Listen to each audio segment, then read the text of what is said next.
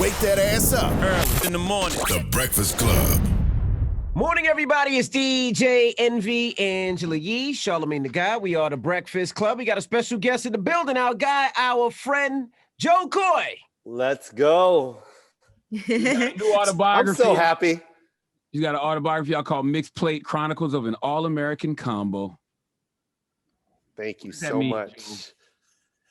Oh, the title, Mixed Plate? Yes.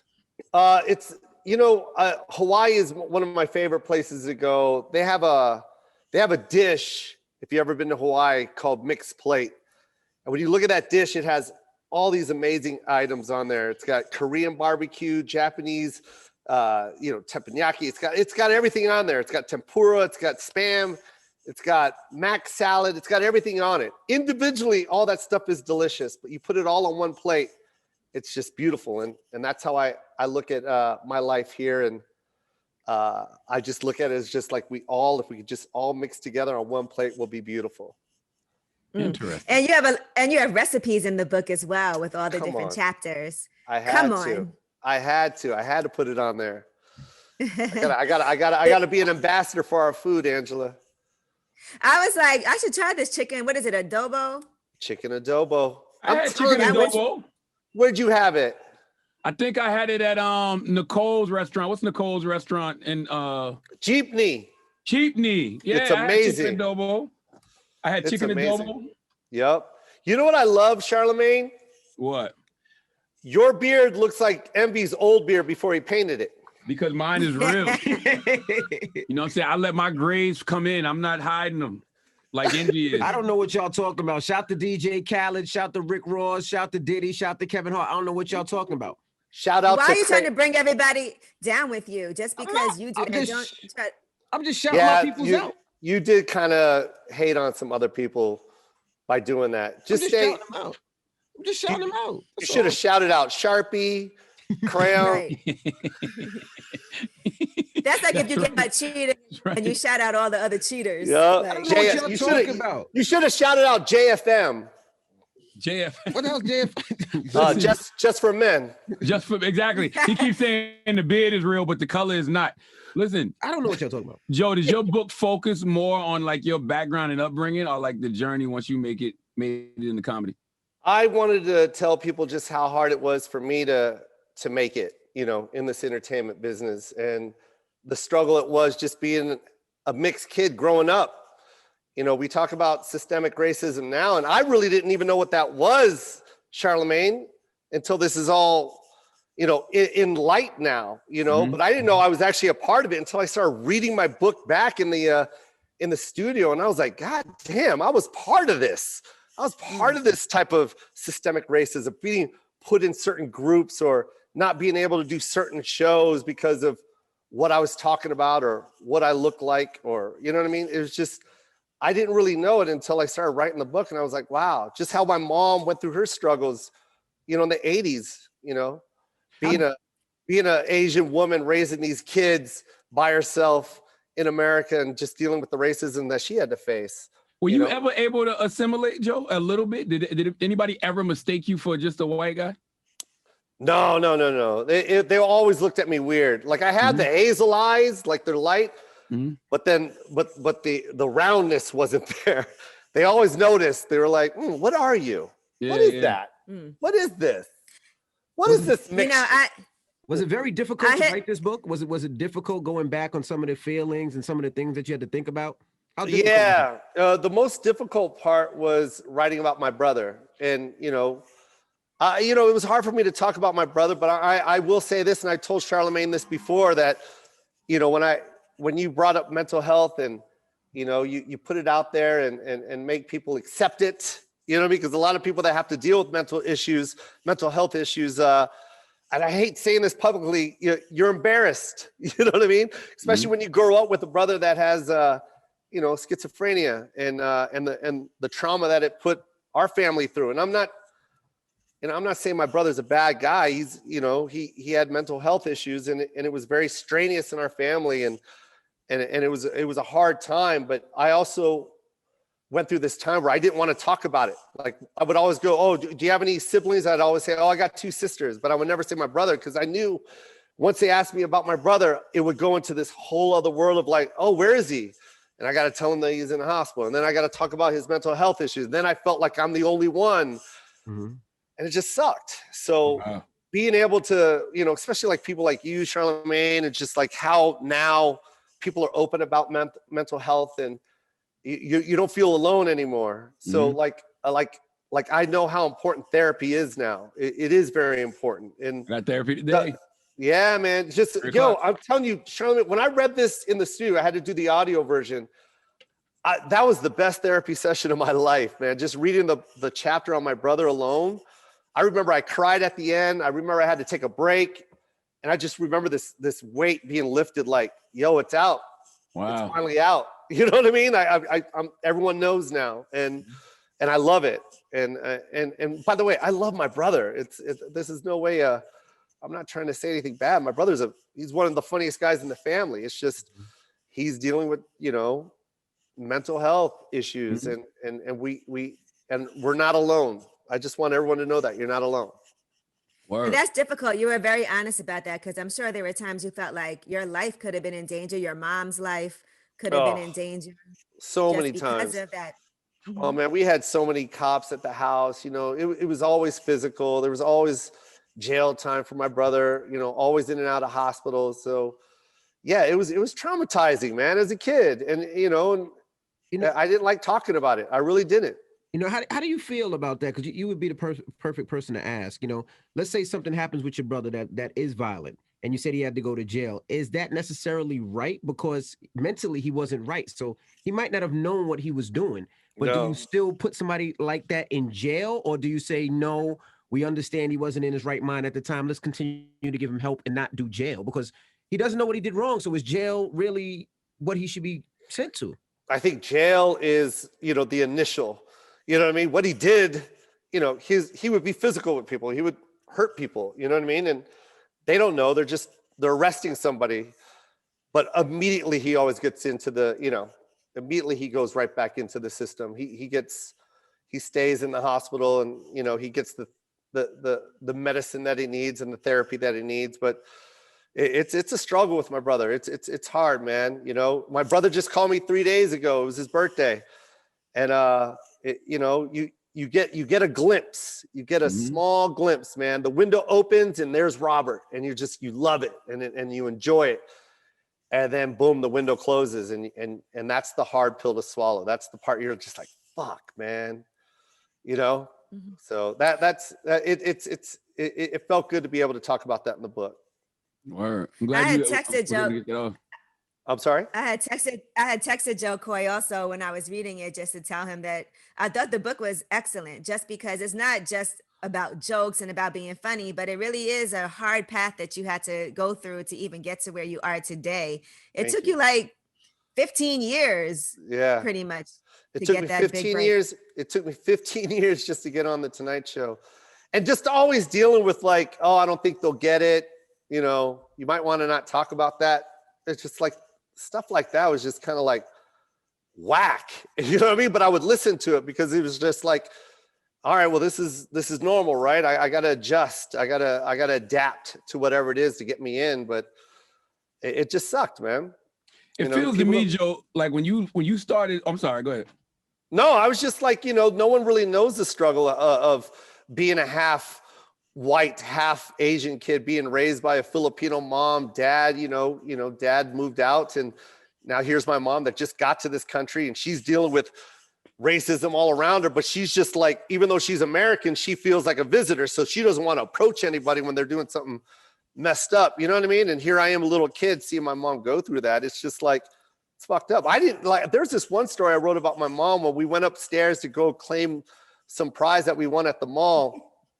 And this kid turned around and pulled his eyes back on my mom.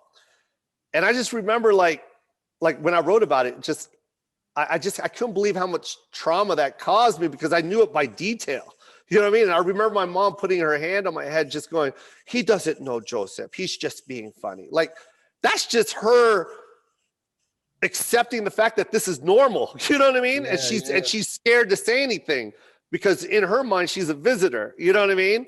So it's just, oh, he doesn't know Joe. He's just being funny. But like, no, that's fucked up, you know. And she doesn't need to go through that. And now, like, you need to have a voice, and you need to be able to say something. And I'm glad we're in a time that we're in right now where people are vocal, and we have platforms that'll support that now. We don't have to wait till fucking 6 o'clock evening news and hope to God that they talk about something that happened locally in Seattle to let the world know. Fuck that. If something happens in Seattle, everyone's going to know about it. We're going to Instagram. We're going to Facebook. We're going to let everybody know what happened. And I'm glad that, because it's like, as a kid growing up, you would see all these jokes all the time, like whether it was jokes around Asian people or jokes around Caribbean people or Black people or Jewish people. And when kids made jokes, 9 times out of 10, they got it from their parents or family members. But you don't realize how much it can hurt somebody until you get older and you start realizing that we're having these conversations now. So hopefully parents will teach their kids a lot different than we were taught, or that, you know, we've seen it, you know, in our day. Yeah, exactly. And like now we have that voice where we're like, no, you don't have to go through that. You know, I did this documentary for Guy Torrey, right? And we were talking about Fat Tuesdays over at the Comedy Store. And that was one of the rooms that accepted me right away. You know what I mean? I got to do Fat Tuesdays all the time because of Guy Torrey. But like, if you really look at the show, the reason why it was on a Tuesday night, like, does anyone really understand why the all Black show was on a Tuesday night? It's because it's the only night no one wants to go to a fucking club. Correct. It's the night that no one wants to pay for a ticket. You got to beg for someone to come do a free show. But here's the hottest ticket in town. You know what I mean? And it was at the store. It's like, why were those shows okay? You know what I mean? Why do we have to give them a theme? Oh, the Black Night? Well, let's give it a hip hop name. You know what I mean? And no disrespect, Guy did what he had to do because that was the norm. He was just accepting the fact that it was a night. Like, thank you for giving me this night. I'm gonna blow it up. And it's, to this day, it's still like legend. No one put out as many stars as Fat Tuesdays. Look at the receipts. You know what I mean? Look at it. Look who came out of Fat Tuesdays, from Chris Tucker all the way to everybody. I can't even name them all. Kevin Hart, to everybody came out of that show. You know what I mean? But is it fair for comedians to have to, you know, I grew up where comedy was comedy. I mean, I've heard comedians go at Asian people. I heard comedians go at Black people. I heard comedians go at Caribbean, anything. But, you know, as a comic, should you have to watch what you say, or is it all in the vein of it's just comedy? I think you need to just be responsible with what you say, right? You got to understand, like, there are people that'll be offended and hurt. And you do have the right to change the channel.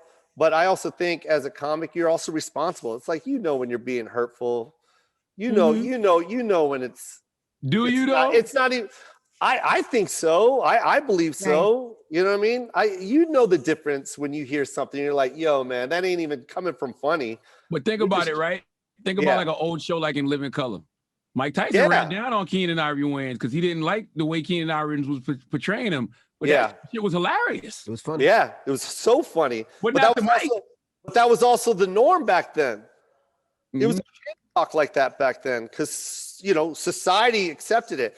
And then, of course, Black people were only being a certain way because they knew that was the way to get into these doors that were like closed. You know what I mean? That wouldn't let us. They're like, oh, we got to act a certain way. Okay, well then we'll joke around about this because you, the people with power, are laughing at it. Does that make sense?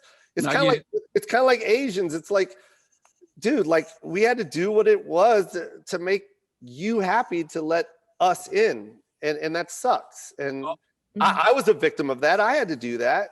I was going to ask you that because I've been watching you for so long, Joe. Like, you know, since Chelsea. Yeah. When you started leaning, like, really, like, just embracing the Filipino aspect of your life, it seemed like that's when you took off to me. Yeah, exactly. And that's what I always wanted to talk about. But like, you know, when you go back, you had to figure out how to get in because no one wants to hear about your Asian, your Filipino mom. You know what I mean? Yeah. I always got the same note. You know, they were like, oh, I don't think middle America will get that. And I'm like, what the fuck are you guys talking about? My mom's just a mom. She just happens to be Filipino, but she's still doing mom shit. You know what I mean? Right. I feel like there's certain things that are universal. Since you were talking about this story about getting the prize, right? And she made you guys fill out like a raffle ticket, like all these raffle tickets to try to win this TV. I feel like my parents would have made us do that too. Yeah. To try to win a TV. What about the Tupperware joke? Like, it's just, you know, my mom using Cool Whip containers for Tupperware. Like, why is middle America not going to get it? Everyone uses that kind of Tupperware. You know what I mean? It's just like, I didn't understand why I always get those notes. Why they always fell on. By the way, can I ask you guys a quick question? No. Why does middle America depend on what the world is listening to? I'm so sick of that fucking excuse. When they go, I don't think middle America will get it. Well, you know what? The world gets it. Like, it's. Do people still say that now, or was yeah, that? They still say that. Yeah. They still say that. I'm like, yo, I'm so sick of that excuse. What has Ohio got to do with anything we're saying? Yeah, I was just talking about that the other day. I forgot what I was talking about, but I was like, middle America. I was like, oh, you know what I was talking about? I was speaking about how a few years ago, it's like maybe like 4 years ago, somebody was like, Michael B. Jordan wasn't famous enough to be on SNL. Right? This is what one of the SNL execs said. But it's because of that. It's because middle America didn't know who Michael B. Jordan was. That makes no sense to me. Hey, look, I love my fans in Ohio. I'm just saying, who are these executives that keep falling on middle America as the excuse? It's bullshit. I never got that.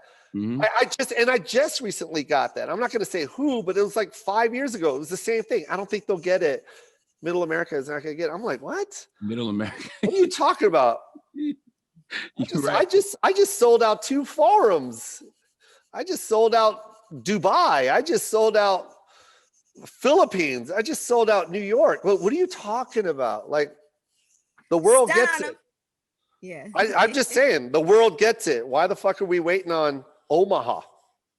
You know what else I noticed from reading your book, Joe Coy? The things that you passed on are just as important as the things that you agreed to do. Because there's sometimes in life, there might be a great opportunity. And you have to really think about it and say, okay, maybe I shouldn't do this right now at this point in my career. Actually might be more hurtful than helpful. So can you talk about that a little bit? Are you talking about Chelsea or? I mean, not just Chelsea, but well, I wrote about Chelsea when I passed on her sidekick. You know what I mean? And I was working at Nordstrom Rack selling shoes. You wanted you to be Chewy? Basically, I was supposed to be her sidekick, and we went all the way through. You know what I mean? Until like, you know, just moments before, and I gave her that call. This is why I love Chelsea, man. She's amazing. I should have recorded the phone call, but I just told her, I was like, I don't want to do that. I want to be known for me. Like, I don't want to do a show where I'm the sidekick or I want to be Joe Coy. But I love your show, but I feel like I need to pursue this. And man, I'm telling you, she cursed me. I wish she was on the phone right now. A positive thing, like, no, dude, I'll tell you, you can bleep everything out. She was like, she was like, you're never going to get anywhere, Joe. Keep listening to these fucking agents. You don't know a good thing when it fucking hits you in that. Like, she was laying into me. Good luck. This show's going to be a hit. You go fuck yourself. No, Chelsea, I'm sorry. No. Worst decision ever. Watch what happens, Joe. Worst fucking decision. And then just hangs up on me. You could have been my little nugget, you fuck face. Yeah. You didn't want to be my little nugget. Yeah. But it says a lot about her that she still let you be a regular. Yeah, unbelievable. Unbelievable. That's why she's the best. She knew what that panel wanted. She knew what that panel was all about. She knew that she had to like that panel was a unit, you know what I mean? And she needed all the pieces. Yeah, Chelsea was the face and the voice and you know what I mean? But she also knew that it took the 3 other people on that panel for that show to just blow up. And that's why she's amazing, because she recognized that. She's amazing. By the way, she was 100% right when she hung up the phone. Because the show took off and I was working at Nordstrom Rack and my ex-wife at the time picked me up at Nordstrom Rack. And as we're driving home, she goes, "Do you know Chelsea Handler?" And I go, why? And she's like, her show's hysterical. And I was just like, fuck me. Damn it. Joe, but I Fuck don't. me. When I think of Chelsea Handler's show, I think of you. I think of you, Chewy, Brad, and Lonnie Love. I'm dead serious. Those are the 4 people I think about on the panel all the time. Oh man, I love you, man. That show is amazing. Mm-hmm. And that's another thing. She was like the modern day Johnny Carson. You remember the old rumor, like, well, not a rumor, it was a real thing. When Johnny Carson liked you, he called you over to the couch, and if he called you to the couch, you made it. You're gonna make it. That's what Chelsea was. If you killed on that panel, you made it. And here's another thing about Chelsea, a little inside. If you sucked on that panel, she would literally tell the booking guy in front of everybody. Like, she'd whisper, but basically be like, it's the last time. Swear. Who did Ask her. You remember that happening too? She did it all the fucking time, man. Chelsea would do it all the time. Swear. It was the funniest. Every time there was someone new on the panel, I would just like, it would always be after the first break. And right when we went to commercial, she'd just call them over and be like, yeah, let's go ahead and let's end that one. No more. Wow. Yeah, since you said that. You were the correspondent? Huh? It seemed like you was a correspondent on that show. You weren't? No, she just put me on every Tuesday, and she always sat me across from her. Every Tuesday. It was the craziest thing. Tuesdays. Okay, got it. Every Tuesday she put me on. Did you get paid at least? Yeah, she paid us. She was great. Yo, Chelsea's the greatest, man. Best Christmas gifts, best everything, man. She would pay for vacations. Wow. She's amazing. I love her. Well, now since you brought that up, right, I want to talk about how you get back on stage after things don't go well, because obviously that happened to you early on in your career when you think you're funny, you get up on stage, the jokes don't land the way that you anticipated. And I know that happens to a lot of stand-up comics. So how did you get the courage to be able to go back up there again after bombing? I love it. I don't care. I will go up and, one thing I think why I've been in it for so long is I change my act every year. And I'm once it gets on, once I drop the special, it's done, so I'm already writing as I'm about to shoot the special. So yeah, it's, I love it. I can care less if the joke tanks. I don't care if it bombs. I don't care. I just keep going. And after this, I was off stage for how many months? 8 months. And then Tiffany calls me and she's like, I'm going to Yellow Springs. I'm going to go do Dave's show. You want to go? I'm like, yeah. and that was my first time ever back on stage, was in Yellow Springs in that cornfield with Dave, man. That was the most incredible night of my life, man, because I didn't know how much I love stand up until I was gone for 8 months. And then of course, go ahead. I heard they had to quarantine you though. You heard about that? Everyone is cleared. And we had like a little bubble, you know what I mean? We all got tested. And then I go hug an audience member. The minute I get on stage, man, I go backstage, everyone runs away from me. So we had to test the audience member. We had to give myself a test. Then everything was clear. But man, David is the king, man. No one does it better than Dave, man. Nobody. Did you do any drugs while you was there? Dave offers drugs like it's French fries. And I don't understand. Yeah. Don't understand. Dave's like, want some mushrooms? I'm like, hey man. Oh. I don't know anything about that. You've been there for like 6 months straight. Like, we haven't seen you in 6 months. She's been there, so we don't know what goes on over there. You didn't do mushroom tea, Joe? Nope. No weed, no nothing? Nope. Oh, of course I do. Yes, Charlamagne. Yes, I do that. Yes. Got you. Mushrooms, no. He's amazing, by the way. Did you guys go to it yet or no? He was there. He might be still there now. I actually did my birthday there. I went like 3 or 4. I went 4 times. It is the most amazing experience, man. What Dave is doing for that town, what he's doing for just everybody. It's what he's doing for comedy. The guy's the light.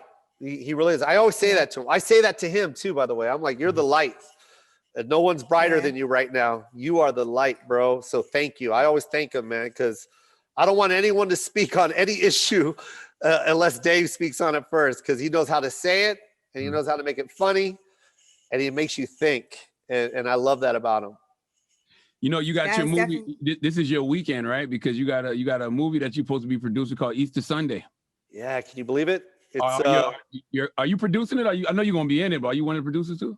yeah, I'm producer, Steven Spielberg, Amblin, and Never Dan heard of Lin. Yeah, he's small, independent director. Yeah. Yeah. And then of course Dan Lin over at Rideback. Those are the guys. But yeah, man, Steven, it's amazing. I can't believe what's happening. So Have y'all started shooting, or did COVID push all that back? the quarantine pushed us, but we're still getting ready to shoot May, right around May. And it's a go, man. It's been greenlit. Steven's all on. It's crazy, man. Coming in hot, by the way. Coming in hot. My Netflix special, the second one. That's the one Steven watched and called me in and asked for a movie idea, and I pitched Easter Sunday, and he fell in love with it. So wow. So you already had the idea in your mind and everything. Yeah, I already had the movie already sold to Dan Lin. Dan already was in on it, and it wasn't really moving. And then when Steve said he wanted to know anything, and I just pitched the same movie to him, and he was like, "Let's go."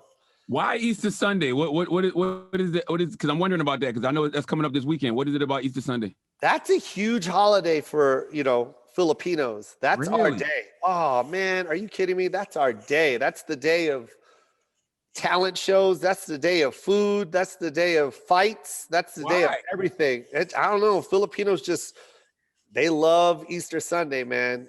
That's our day. So Nothing to do with Jesus. Jesus is a close second. Like, yeah, like we'll get to him after the adobo, but he's in the room. What I told you, I said Jesus headlines no holidays, Joe. There's not one holiday that Jesus is centered around that he headlines. Not Easter, not Christmas. Even when you think of Easter, you think of that goddamn bunny. Yeah, the bunny that lays eggs, which is not even possible. Yeah. Christmas is Santa Claus, the Grinch, Frosty the Snowman, Rudolph the Red-Nosed Reindeer. Santa Claus headlines no holidays, bro. Yep. That's crazy. And it's his birthday. I mean, Jesus headlines no holidays. That's crazy. That is crazy. What is that? What is that? He needs a new PR person. That's what he needs. He needs a new PR person. You know what Jesus needs? And I'm not even trying to be funny. The same beard that Envy has. Imagine Jesus with that beard. No, it won't look authentic. And we just almost looks like the bottom half of a motorcycle helmet. I'm just gonna thank you for sending me all the photos and stuff. Now I'm not there. Joe Coy, be careful because Envy will end this interview. Thank you so much, Joe Coy, for coming. Envy, don't do that. Don't do that. Don't you do that. First, you got everybody calling us a liar. You're a liar. Everybody calls us, you're a liar. So and you're proving it with your beard. You're proving it by continuing to tell us that your beard is real. Hey, Envy, just paint the rest of your neck. That way people believe you. Shout out to Khaled. Shout out to Kevin. Just take that roller and then go down here. Go right here. He might as well. He might as well. I hate y'all. Oh, man. Joe, thank you for joining us, man. No, man, you are. I didn't like this, man. Now listen, Joe Coy, I gotta say, and I told you this too, there's some really random ass funny moments in this book. And one of my favorites is that you were part of a crew called the Scarecrows. Yeah. So can you expand? It was just the nerdiest crew, man. What the hell? It was just 4 nerds in elementary school, man. We were the Scarecrows. Just nerds. I hated them too. I didn't even want to be because no one picked me. What? Aww. That's it. No one picked me. And it was just 3 other nerds that didn't get picked by anyone else. We were just like, you guys want to start a group together? And we called ourselves the Scarecrows. Why the Scarecrows? It's terrible. Because the Scarecrows shoo everything away. No one wants to hang out with a Scarecrow. Wow. That was us. Is that how you still brutal. feel, Joe? Because I saw you tell the Gate that comedy is very lonely. Do you still feel like that Scarecrow on the inside? I do. It is very lonely. And, a lot of, I hate saying that saying that it comes from pain, but man, if you ever toured like a comic, it's pretty depressing. It really is, man. It got to the point where I knew where Cinnabon was at every airport. Like that was exciting for me. So, ooh, I think they got a Cinnabon here. and it's just a lonely road. I missed a lot of my son's birthdays. I missed you know, and I was being selfish, but then I was like, I was sacrificing, and you know, for him, you know, my son will never have to worry about anything. This dude is, man, he is rich. I'm looking at him right now. He is good, and that makes me happy. I worked hard. I sacrificed a lot so he can live a good life, and that's, I got to always remember that. Because there's times I look at I'll lay in bed and just be like, shit, man, did I really have to take that gig on his birthday when he was 8? Did I have to do that? And now I'm looking in this house and I'm like, yeah, motherfucker, I'm glad I did that. Yeah, you know what's so crazy? They don't forget stuff like that either. Yeah, they don't. They don't. I always apologize though. But I mean, I did this all for him, man. I really did. Yeah. I honestly did. How do you think your relationship with your father plays into your relationship with your son, with your biological father? You know, my dad, you know, I talked about it in the book. It's like, you know, he left. I get it. You know what I mean? I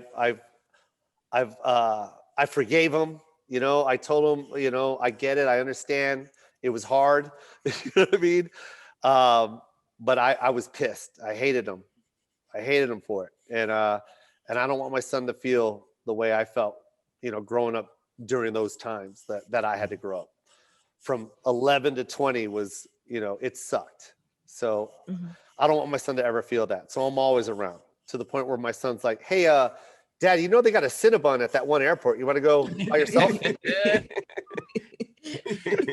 but is comedy still lonely though? Because now you got a team, right? Because you a much bigger comic, so now you got a team with you that travels with you, and I mean, you might have some people that help you create, you know, like. Yeah.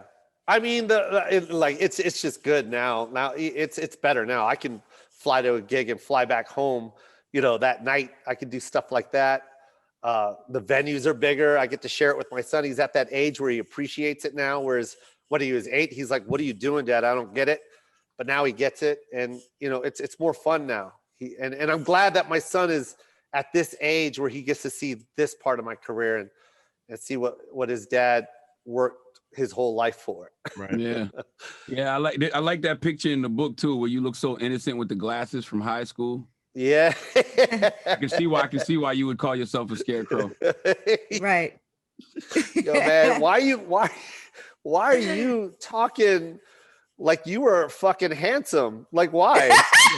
Yeah, your old school pictures are not much better, Charlamagne. Hey, Charlamagne. And I don't know if you've seen Envy's either, but between the two of them. Mine was a little crazy. Mine was a little crazy too. Yeah. Charlamagne's acting like he was Michael B. Jordan in high school. You weren't. I'd have definitely been in the Scarecrow crew. I would have definitely been in the Scarecrow crew early on too. I wonder if Michael B. Jordan in high school.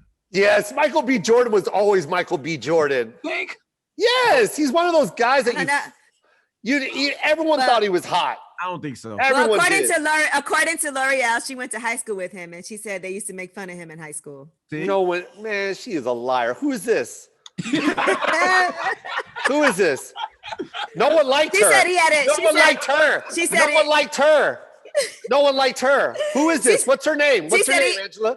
What's her name? I'm not going to say. Say her name. Said he had it tough. Say her name. Because his name is Michael Jordan. She said, so that was already tough, like to be named Michael Jordan. What's that got to do with looks?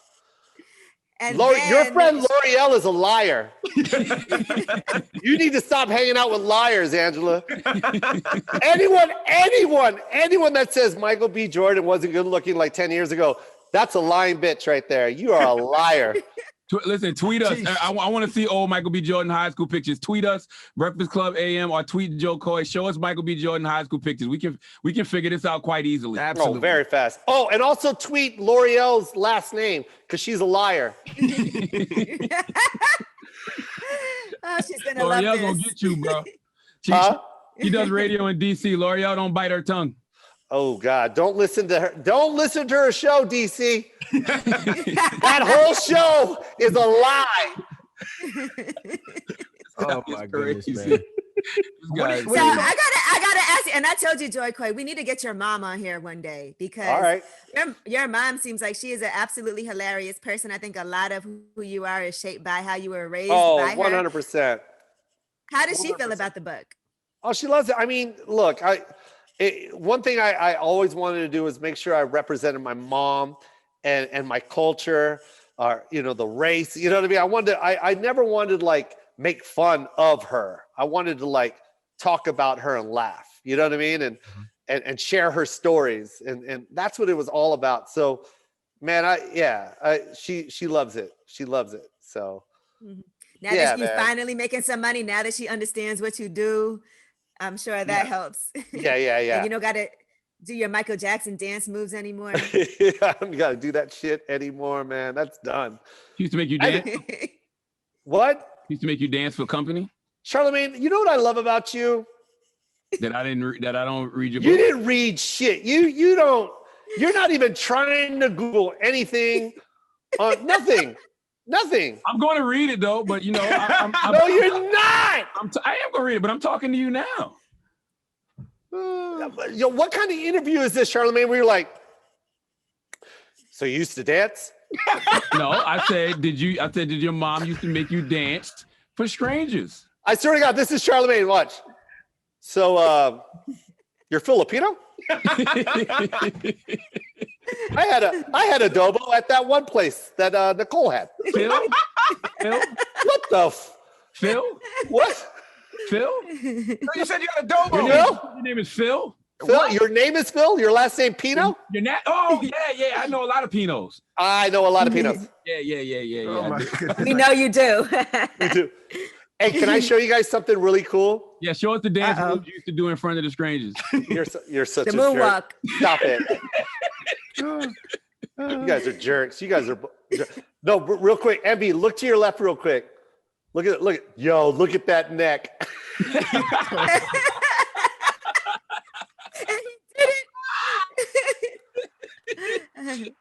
Here comes Envy. Well, thank you, Joe Coy, for joining us. Thank you, Joe Coy, for joining us. No, Envy, that's wrong. We appreciate it. Joe, don't it look like you know how people wear their mask under their chin? Yeah. Don't look like he got his mask under his chin. He goes in the airport, they're like, put your mask on your face, sir. Joe Coy, ladies and gentlemen. No, Envy, stop it. Envy, I got one more. All right, go ahead. You know what it looks like? What? You know what Envy's beard looks like? What? Like he's wearing the mask and he cut a square out right here. That's ladies and gentlemen, not the proper way to wear a mask, sir. Envy, don't you? That's not the proper way to wear a mask, sir. I appreciate you for joining us, Joe Listen, Coy. Listen, go get Mixed Plate Chronicles of an All-American Combo.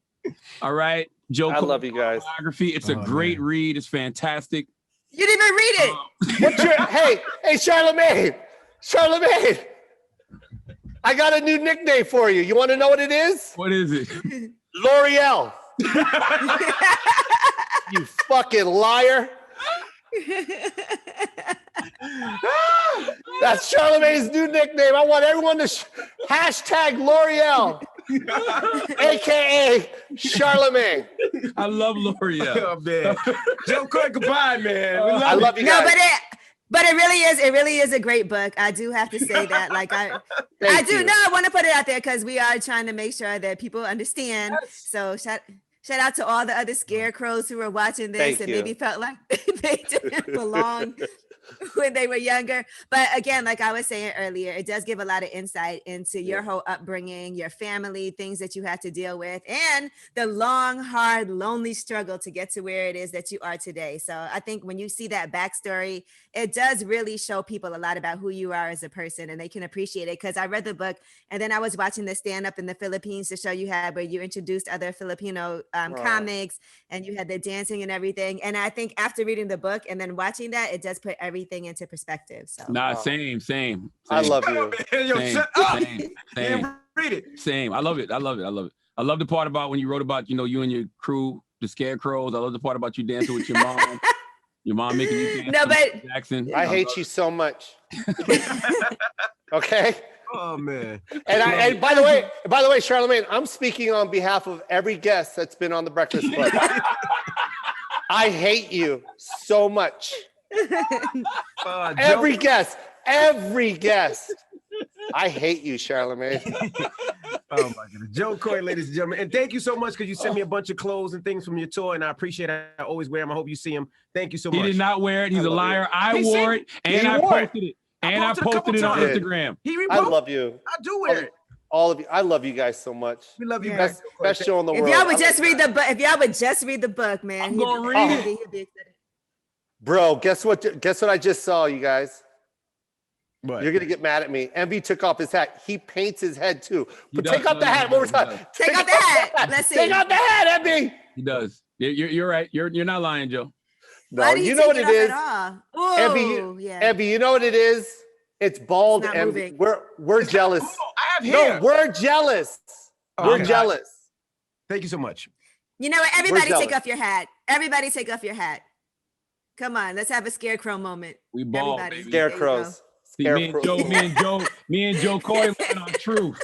Yo, goodbye, man. Envy is not.